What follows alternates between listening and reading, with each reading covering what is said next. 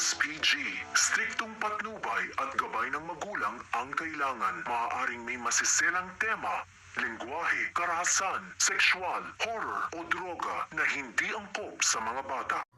Pumunta nga itong si Zoe sa bahay nga nila Annalyn upang mag-dinner. Ngunit biglang dumating nga itong si Lynette at si Aling Susan at dito'y hinaway nga ni Aling Susan itong si Zoe. Sobrang nasaktan itong si Zoe at sabi nga niya na aalis na lang umano siya. Sandali pa nga niyan ay dumating nga itong si Moira sa bahay nila Lynette at hinahanap nga itong si Zoe. Ngunit hindi naman alam nila Lynette kung nasaan na ngayon si Zoe, kaya naman nagwala na nga naman itong si Moira dito. Samantala itong si Zoe habang naglalakad ay tumawag bigla itong si Moira at sabi nga ni Moira na tatawag umano si Zoe kung nandoon na ito sa Apex.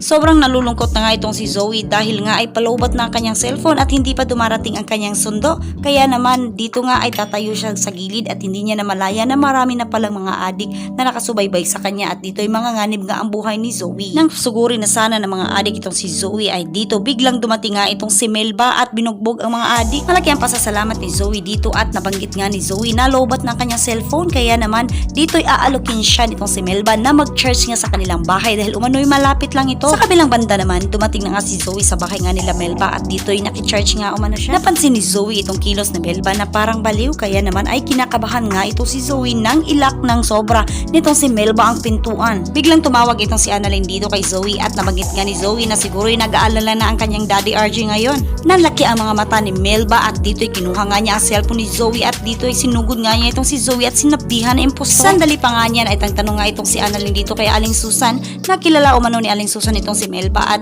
gusto nga malaman ni Annalyn kung nasaan niya ito nakatira. Tinuro naman ito ni Lula Susan at hindi naman akalain ni Lula Susan na aalis nga itong si Annalyn dahil biglang mawawala ito sa kanyang kwarto at pupuntahan pala itong si Zoe. Sa pagkatok nga ni Annalyn ng pintuan, dito ilalabas nga si Melba at nang papasok nga itong si Annalyn ay makikita nga niya itong si Zoe na nakagapos at umiiyak.